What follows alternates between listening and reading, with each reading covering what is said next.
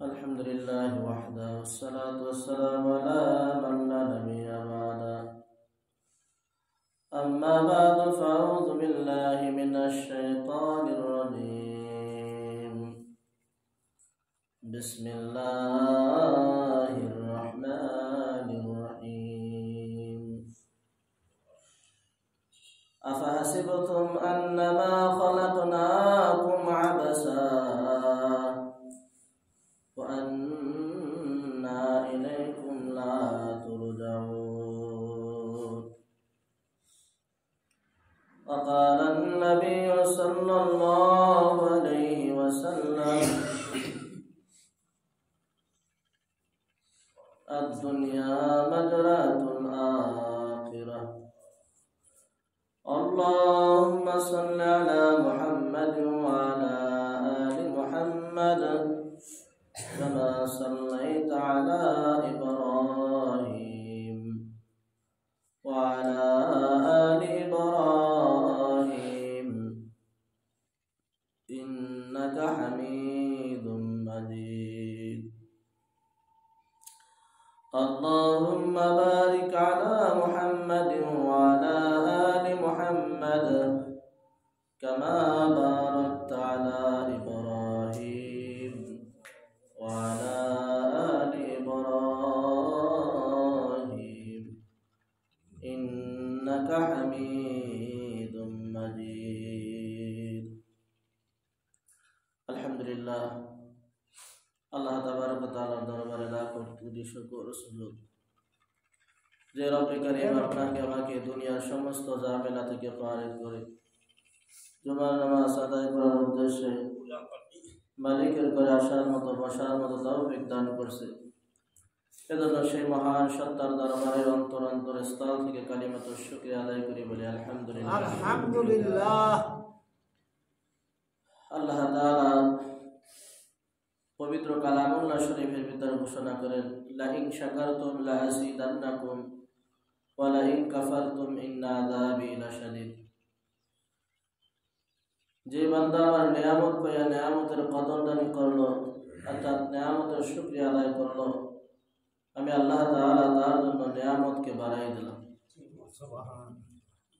আর যে ব্যক্তি নিয়ামত পাইয়া নিয়ামতের শুকরিয়া আদায় করলো না, নিয়ামতটা যেথায় ব্যবহার করার দরকার সেই স্থানে ব্যবহার করলো না, সেটা জন্য আমার নিয়ামতের শুকরিয়া আদায় করলো না, আল্লাহ তাআলা বলেন ইন্না আযাবি লাশাদীদ, তাদের জন্য রয়েছে কঠিন যন্ত্রণাদায়ক শাস্তি। এজন্য দোস্তর বুজুর্গ আল্লাহ তাআলা আপনাকে আমাকে যে হালাতেই রাখুক না কেন মালিকের শুকরিয়া আদায় করুন। এতে মালিক খুশি হয়। কি হয়? মালিক খুশি হয়। নেতার সামনে যদি প্রশংসা করা হয় নেতা, তো নেতার একটু ভালো লাগে, লাগে কি লাগে না? পক্ষান্তরে আমার মালিক তো আপনাকে আমাকে বড় আদর করে আর মহাব্বত করে বানাইছে। কথা বলেন ঠিক কিনা? এই বনি আদমকে যখন আল্লাহ তাআলা দুনিয়ায় পাঠাইবেন তো আল্লাহ তাআলা ফেরেশতাদের কাছে একটা পরামর্শ চাইলেন। কি করলেন? মজলিস কায়েম করলেন, পরামর্শ চাইলেন। ফেরেশতারা, আমি তো দুনিয়ায় প্রতিনিধি বানাইতে চাই। কি নিধি? বনি আদম বানাইতে চাই। তো ফেরেশতারা যার যেরকম বক্তব্য সে সেরকম বক্তব্য পেশ করল। বলল আল্লাহ পূর্বে অনেক জাতিকে আপনি বানাইছেন, এই মারামারি কাটাকাটি হানাহানি সবগুলো করছে, আবার কি দরকার আছে? তো আমরাই তো আপনার প্রশংসা করতেছি, আমরাই তো আপনার তাসবিহ জপতেছি। হাদিসে পাকের ভিতরে আসছে জনাবে মুহাম্মদ রাসূলুল্লাহ সাল্লাল্লাহু আলাইহি ওয়াসাল্লাম মেরাজে যখন গেছে সব কিছু আল্লাহ তাআলা সব কিছু দেখে আসছে। আল্লাহ রাসূলকে সশরীরে নিজের চোখে দেখে আসছেন। তো কিছু ফেরেশতা আল্লাহ তাআলা এমন ভাবে ফিট করছে, এমন ভাবে আল্লাহ তাআলা বানাইছেন তাদেরকে। আল্লাহ রাসূল দেখলেন কিছু ফেরেশতারা শুধু রুকু অবস্থায় আছে। কি অবস্থা? রুকু অবস্থা আছে। এরা যে কবে রুকু থেকে উঠবে তা কেউ জানে না। কিছু ফেরেশতাকে আল্লাহ তাআলা সিজদা অবস্থায় রাখছেন, সে সিজদায় বসে মালিকের প্রশংসা করতেছে। কিছু ফেরেশতা এরকম ভাবে দাঁড়ায়া আল্লাহ তাআলার জিকির করতেছে, বলেন না সুবহানাল্লাহ। তো আমরা তো সাপ বিচ্ছু পোকামাকড় মারার জন্য পাগল হয়ে যাই। এই সাপ বিচ্ছু পোকামাকড় আর কুকুর এইগুলা আল্লাহ তাআলা রুকু অবস্থায় রাখছে, বলেন না সুবহানাল্লাহ। এই পৃথিবীতে যত দালান কোঠা ঘর বাড়ি গাছ তরুলতা যা দেখেন সব রুকু অবস্থায় দাঁড়াইয়া মালিকের তাসবিহ করতেছে, বলেন না সুবহানাল্লাহ। এগুলো আমরা বুঝি না, এগুলো কি করি না, বুঝি না। গাছের প্রত্যেকটি পাতা আল্লাহ তাআলার জিকির করে, কি করে ভাই, আল্লাহ তাআলার জিকির করে। তো ফেরেশতাদের কাছে আল্লাহ তাআলা এই পরামর্শ করতেছেন যে আমি তো বনি আদম বানাইতেছি। তো ফেরেশতারা বলতেছে আল্লাহ আমরা তো ইবাদত আপনার করি, আমার ফেরেশতা বানানোর কি দরকার আছে, আমরাই তো আপনার জন্য ইবাদত বন্দেগী তাসবিহ তাহলিল যা কিছু প্রয়োজন করতেছি। ইন্নী আলামু মা লা তা'লামুন। ফেরেশতারা ওই কথা বললেন, আল্লাহ তাআলা এই জবাব দিলেন যে ফেরেশতারা আমি যা জানি তোমরা তা জানো না। আমি বনি আদমকে বানাবো, এই বনি আদম গুনাহ করবে আবার নেকের আমলও করবে, বলেন না সুবহানাল্লাহ। যখন নেক আমল করবে তো আল্লাহ তাআলা দিলটা শান্ত হয়ে যাবে, আল্লাহ তাআলা খুশি হয়ে যাবে আর ফেরেশতাদের সামনে গর্ব করতে থাকবে, ফেরেশতারা তোরা দেখ এই জাতি তো তোরা বানাইতে আমাকে নিষেধ করছিলি, এই জাতি আল্লাহ তাআলার প্রশংসা করে আর রুকুতে যখন যায় তো সুবহানা রাব্বিয়াল আযীম করে, আর সিজদায় যখন যায় তো বলে সুবহানা রাব্বিয়াল আলা। যে আল্লাহ তাআলা জমিনে বান্দা মাথা ঠেকায়া বলতেছে যে আমি পবিত্র, বলেন না সুবহানাল্লাহ। এই ব্যক্তি যখন পবিত্র আল্লাহকে পবিত্র বানানোর ঘোষণা সেই ওই জবান দ্বারা দেয়, ওই জবানটা ছিল নাপাক। এই নাপাক জবান দিয়ে যখন আমি মালিকের প্রশংসা করে যে আল্লাহ তুমি পাক, এই ওসিলা করে ওই বান্দাকে আমি পুত পবিত্র বানাই দিই, বলেন না সুবহানাল্লাহ। এই জন্য আমার মালিক বলেন আফা হাসিবতুম আন্নামা খালাকনাকুম আবাসা, তোমরা কি চিন্তা করো আমি আল্লাহ তাআলা তোমাদেরকে বেহুদা বানাইছি, বেকর্ম বানাইছি, কোনো কাজ নাই? না না, আমি আল্লাহ তাআলা কোনো জিনিস বেহুদা বানাই নাই। আল্লাহ তাআলার একটা উদ্দেশ্য আছে না নাই? অবশ্যই আল্লাহ তাআলার উদ্দেশ্য আছে। যেহেতু এই মানুষ আল্লাহ তাআলা বানানোর জন্য যখন ফেরেশতাদের কাছে পরামর্শ দিয়েছিলেন অদস্ত, তখন কিন্তু ফেরেশতারা বলছিল আল্লাহ এই বনি আদম আর বানানোর দরকার নাই, এরা দুনিয়ায় যে মারামারি আর কাটাকাটি করবে। এই ফেরেশতারা বলছিল আল্লাহ এই জাতি বানানোর কোনো প্রয়োজন নাই। যেহেতু আল্লাহ তাআলা বলতেছে আমি এদেরকে বড় আদর আর মহব্বত করে বানাইছি। ও দোস্ত, পৃথিবী এখন পর্যন্ত জনাবে মুহাম্মদুর রাসূলুল্লাহ সাল্লাল্লাহু আলাইহি ওয়াসাল্লাম ইন্তেকালের পরে আজ থেকে 1500 বছর হয়ে গেছে। কত বছর বলেন? 1500 বছর চলতেছে। পৃথিবীটা আল্লাহ তাআলা এই পর্যন্ত এখন পর্যন্ত আল্লাহ তাআলা টিকাই রাখছেন। ইতিহাসের কিতাব আপনি পড়ে দেখেন, পৃথিবীতে যত নবী আর রাসূল আসছে, যত পয়গম্বর আল্লাহ তাআলা পাঠাইছেন, কোন পয়গম্বরের জন্য আল্লাহ তাআলা এত সময় দীর্ঘ সময় একটা মেয়াদের জন্য দুনিয়া টিকাই রাখেন নাই।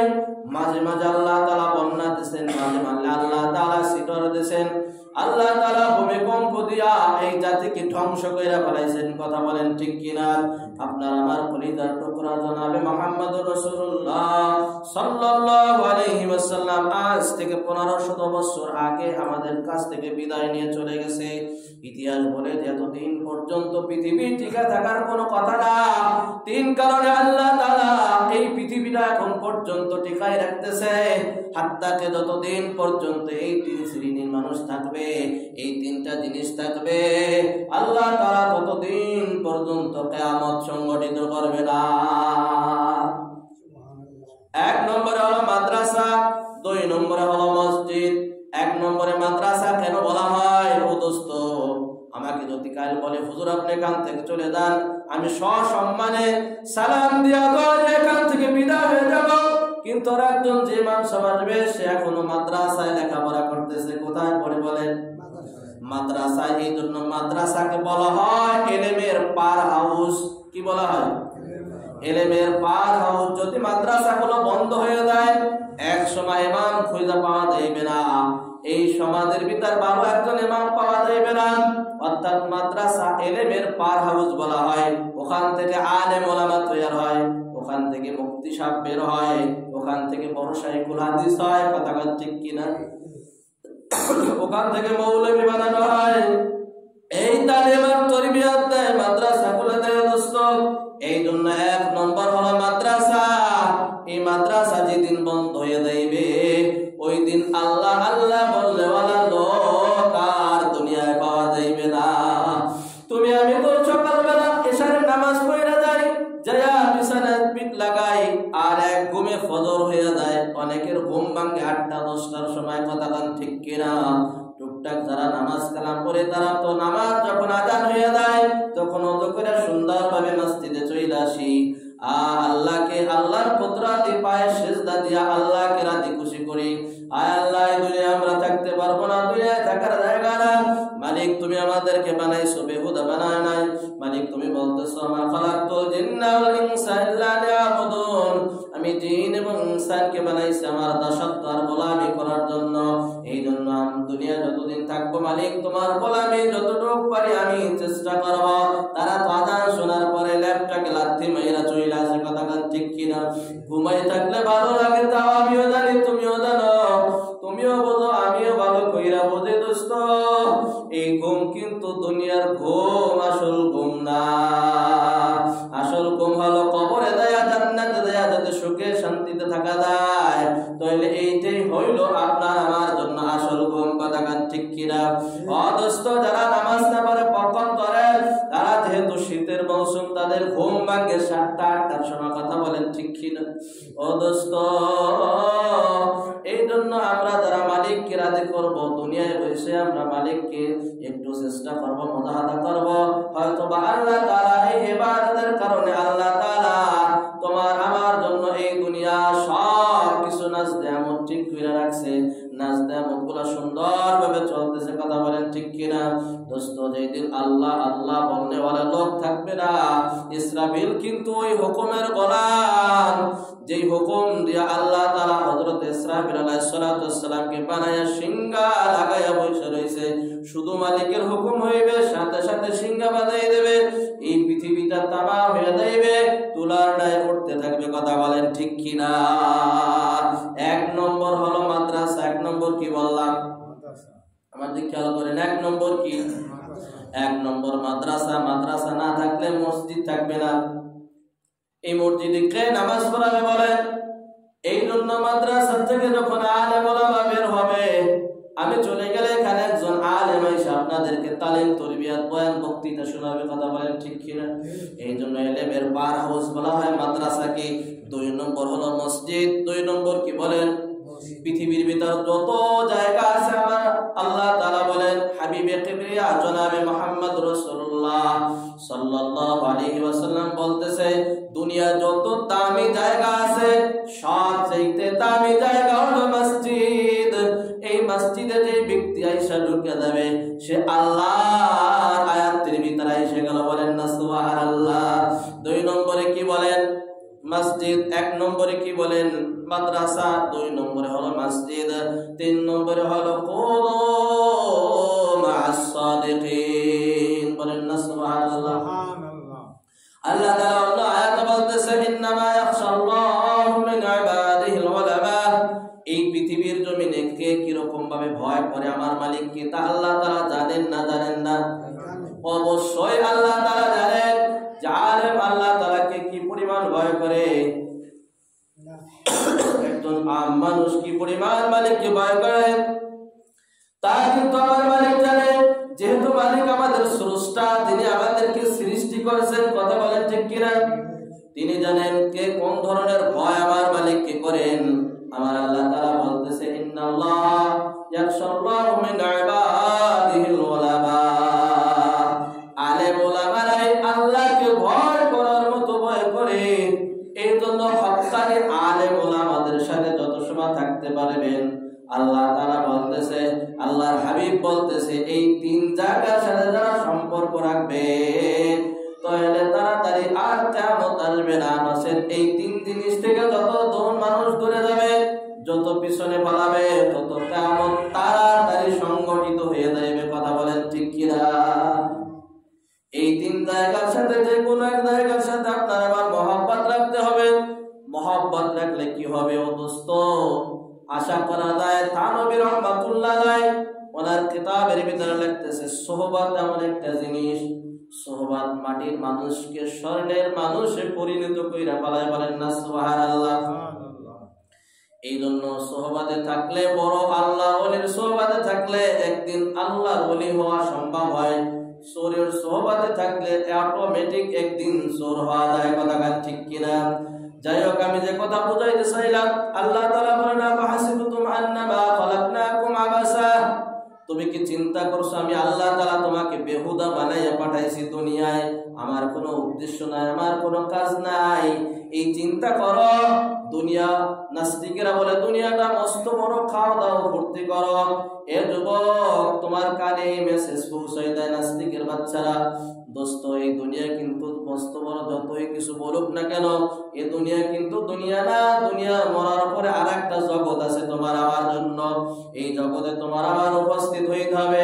গোটা জিন্দেগির হিসাব আপনার আমার মালিকের কাছে পেশ করতে হবে, কি হবে না? অবশ্যই মালিকের কাছে আপনার আমার গোটা জিন্দেগির হিসাব দিতে হবে।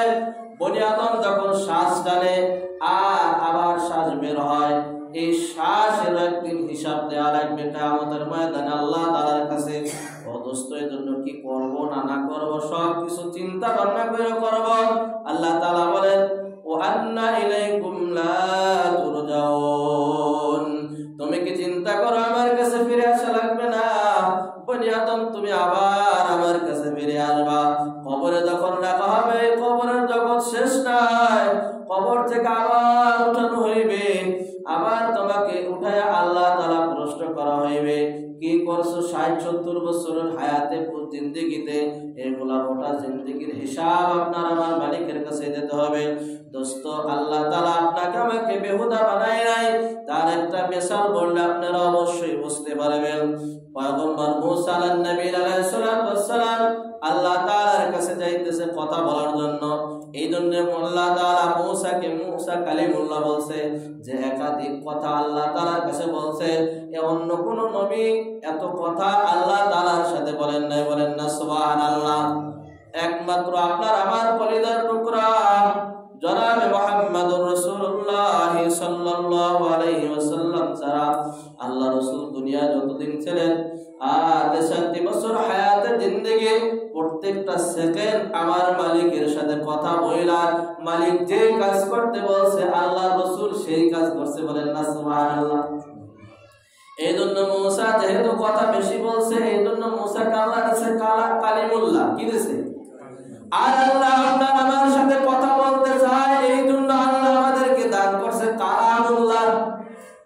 কি দান করছে? আল্লাহ আপনার আমার সাথে কথা বলতে চায়।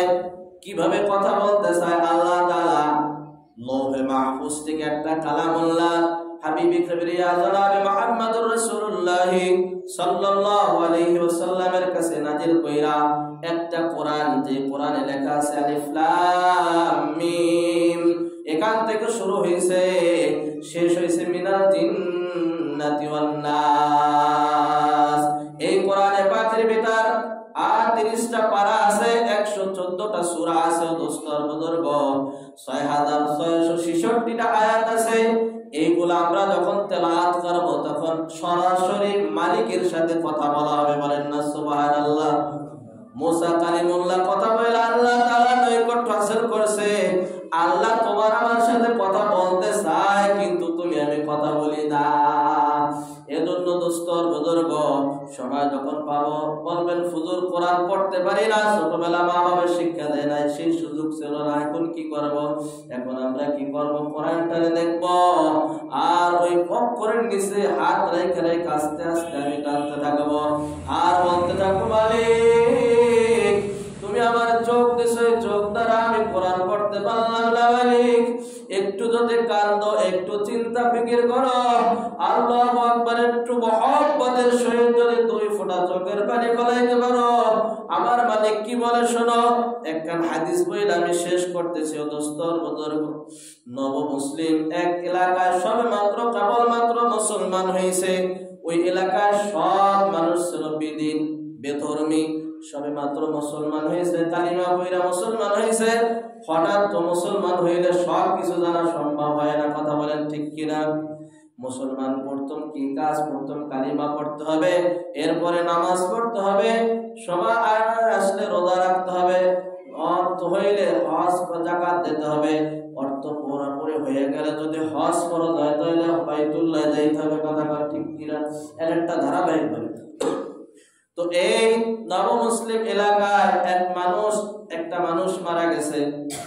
তো মানুষটা যখন মারা গেছে তখন এরা কিভাবে জানাজার নামাজ পড়াবে, কিভাবে কাফন কাটবে তাও জানে না। এমন মানুষ আছে না? নাই? এই মানুষটাকে কিভাবে দাফন দিয়ে কবরে পাঠাইবে, কিভাবে জানাজার নামাজ সংগঠিত করবে তাও তারা জানে না। হঠাৎ এক মৌলবী অফিসে যাওয়ার জন্য বাইসাইকেল নিয়ে এবার অফিসে যাইতেছে। ওই মৌলবীকে ডাক দিয়ে বলতেছে, হুজুর একটু উপকার করেন, আমরা বড় মুসিবতে আছি, বড় বিপদে আছি। বলতেছে, কি বাবা, কি বিপদে আছো বলো। আমরা তো সবে মাত্র মুসলমান হইলাম, আমরা কিছুই জানি না, আমরা মূর্খ, আমরা কিছুই জানি না। যেহেতু আমাদের মহল্লায় একটা মানুষ মারা গেছে, এই মানুষটাকে কিভাবে আমরা দাফন করব, কিভাবে তার কবরটা খনন করব, কিভাবে কাপড় কাটবো, কিভাবে জানাজার নামাজ পড়াবো তা আমরা কিছু জানি না। হুজুর আপনি একটু মেহেরবানি করে এই কাজগুলা কইরা দিয়ে যান। আর মৌলবী চিন্তা করলো, যেহেতু সময় আছে আর এরা তো বিপদে পড়ছে, কি করছে, সময় যেহেতু আছে তাহলে কাজটা কইরে দিয়ে যায়, যেহেতু একটা সওয়াবের কাজ। কিসের কাজ ভাই? সওয়াবের কাজ। মৌলবী সাহেব এবার কাফন কাটলেন, মাইয়াতকে গোসল করায়া, সুন্দরভাবে কাফনের কাপড় পরায়া, জানাজার নামাজ পড়ায়া, এবার মৌলবী বলল, ঠিক আছে আমি কবরে নামি। যেহেতু কবরে একটা দোয়া আছে, কি দোয়া? বিসমিল্লাহ ওয়া আলা মিল্লাতি রাসূলিল্লাহ।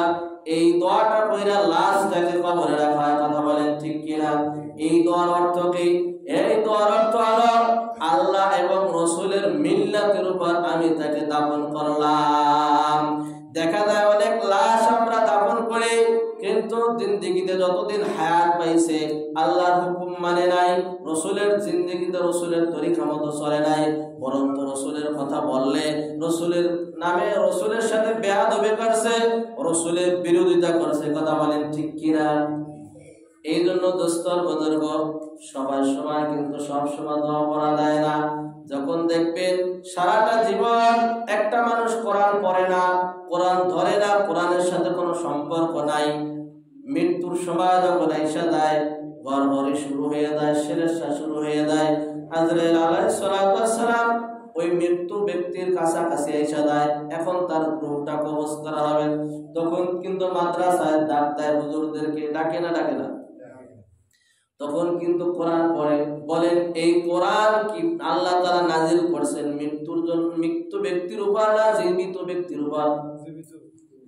মুহাম্মদ রাসূলুল্লাহ কি মৃত্যু না জীবিত ছিলেন? কথা বলেন, জীবিত ছিলেন। এই জন্য হাদিসের ভিতরে আছে, দোস্ত যখন ওই ব্যক্তির জন্য কোরআন পড়ে তখন ফেরেশতারা তার জন্য ডাবল শাস্তি দেয়। কি শাস্তি দেয়? কেন দেয়? ও সারা জীবন কোরআনের বিরোধিতা করছে, কথা ঠিক কিনা? সারা জীবন নবীর বিরোধিতা করছে, সারা জীবন আলেম ওলামাদের বিরোধিতা করছে, এই জন্য ওকে আল্লাহ তাআলা ডবল শাস্তি দেয়। এই জন্য ফেরেশতারা বলেন আমাদেরকে মনে করে ভালোই করছো। কি করছো? ভালো করছো। এই জন্য মেরে দোস্তর বুজুর্গ খুব সাবধান, খুব সতর্ক। যাই হোক, যে কথা বলতেছিলাম, এই আলেম যখন ওই ব্যক্তির লাশ নিয়ে কবরে নামছে, দোয়া করছে বিসমিল্লাহ ওয়া আলা মিল্লাতি রাসূলিল্লাহ। এই কথা বইলা লাশটারে কবরে শোয়াই দিয়া সুন্দরভাবে আবার হাত দিয়ে ওইটা কবর থেকে উঠে আসছে, বাঁশগুলা বিছাইয়া এবার মাটি দিতেছে, মাটি দিয়া সুন্দরভাবে এবার যাইতেছে, বলতেছে ভাই এবার তোমাদের বিপদ থেকে আমি উদ্ধার করলাম, যাই, যেহেতু আমার অফিসের সময় হয়ে গেছে আমি তাড়াতাড়ি চইলা যাই। এবার অফিসের যে বস সে আজকে আইছে, কি আছে? বস আজকে আইছে, যে আজকে যারা অফিসে ঢুকবে তাদের অবশ্যই আইডি কার্ড দেখাতে হবে। কি কার্ড? আইডেন্টি কার্ড দেখানো ছাড়া কেউ অফিসে ঢুকতে পারবে না। এখন তো মৌলবী পকেটে হাত দেয়, বুক পকেটে তালাশ করে, কি ব্যাপার আমার আইডেন্টি কার্ড কোথায় গেল? আমি তো সকালবেলা যখন ঘর থেকে বের হয়েছি তখন কার্ড নিয়ে আগে বুকে বের হয়েছি, এখন আমার কার্ড কোথায় গেল? এবার মৌলবীর মনে পড়ছে যেহেতু আমি লাশটা নিয়ে কবরে রাখছি। কোথায় রাখছি? লাশ কবরে রাখছি। হয়তো বা এই লাশ যখন আমি নিচা কইরা কবরে রাখছি তখন আমার বুক পকেট থেকে এই কার্ডটাও ওই কবরের ভিতর পড়ছে। এবার চিন্তা করলেন যেহেতু আমার অফিস টাইম সময় শেষ হয়ে যাইতেছে, আমি অফিসে যদি ঢুকতে হয় তাহলে আমার কার্ড দেখানো লাগবে, নচেত আজকে আমি অফিসে ঢুকতে পারবো না। কথা বলেন ঠিক কিনা? এবার চলে গেল ওই নব মুসলিম ওই এলাকায় যে বলতেছে, ভাই তোমরা বিপদে পড়ছো, বিপদ থেকে আমি উদ্ধার করছি, এবার আমি বড় বিপদে পড়ছি, আমাকে বিপদ থেকে তুমি উদ্ধার করো। কয় কিভাবে ভাই? সবে মাত্র লাশটারে দাফন করলাম, ওই লাশ নিয়ে যখন আমি কবরে ঢুকলাম, ওই লাশটাকে যখন মাটির সাথে আমি শোয়াই দিলাম তখন আমার অফিসের একটা কার্ড ছিল, ওই কার্ডটা ছিল আমার বুকে ঝুলানো, এখানে লাগানো, পকেটে ছিল। আমি যখন লাশ ওই কবরে রাখছি, ওই যখন নিচা হয়েছি ওই কার্ডটা ওই কবরে বইরে গেছে, আমার আর খেয়াল নাই, আমি উঠে গেছি। যেহেতু সবে মাত্র আমি কেবল মাত্র কবরে লাশ রাখলাম, এখন পর্যন্ত তো কোনো কিছুই হয় নাই। হাদিসের ভিতরে আছে, মাসলাও আছে, যদি আপনার কোনো দামি জিনিস কবরে বইরা দেয়, অনেক সময় পড়ে না, অনেক মোবাইল পরে, অনেক টাকা পরে, অনেক দামি কোনো জিনিস পড়লে তো এটা কবর খনন করে আস্তে একটু ফাঁকা কইরা ওই মালটা উঠাইতে পারবেন, এটা জায়েজ আছে। কি আছে? জায়েজ আছে। ভাই মৌলবী 2-3 খান বাস সরায়া এবার তার কাঠ যখন নাকি হাত দিয়ে উঠাবে, দেখে কবরটা সব নূরে নূরান্বিত হয়ে গেছে। বলেন না সুবহানাল্লাহ। কারণ আমার হাবিব বলেছেন, আল কবরু মিন রিয়াবিল জান্নাহ আও হুফরাতুম মিন হুফারিন নার। কবরটা হবে জান্নাতের একটা টুকরা, একটা বাগান। এটা হবে মুমিন বান্দার জন্য। কার জন্য বলেন? আর বেঈমানের জন্য। আল্লাহ তাআলা বলবেন ওটা একটা জাহান্নামের একটা গর্ত হয়ে যাইবে। ও দোস্ত, এই দৃশ্য দেখার পরে মৌলভী সাহেব ওই এলাকার সবাই ডাকছে, ডাইকা বলতেছে, কি ব্যাপার, কি ব্যাপার, এই লোকটা কি আমল করতো? এর আমল আমার জানতে হবে। যদিও আজকে অফিসের টাইম শেষ, আমি আজকে অফিসে যাব না, এর তদন্ত নিয়ে আজকে আমি বাড়ি ফেরবো। কি আমল করতো? কয় এই ব্যক্তি ছিল দিন মজুরি, দিনের কাজ করতো, সারাদিন চইলা যাইত মাঠে ঘাটে কাজ করার জন্য, হালাল নদী অন্বেষণ করার জন্য, হালাল নদী তালাশ করার জন্য। ঠিক মতো নামাজ পড়তে পারতো না, ঠিক মতো আল্লাহর জিকির আজকার করতে পারতো না। আল্লাহু আকবার। এই মেয়েটার, এই মুরব্বির একটা মেয়ে ছিল। মেয়েটা বলতেছে, বোন আমার, তোমার বাবা কি আমল করতো আমার কাছে একটু বলো তো।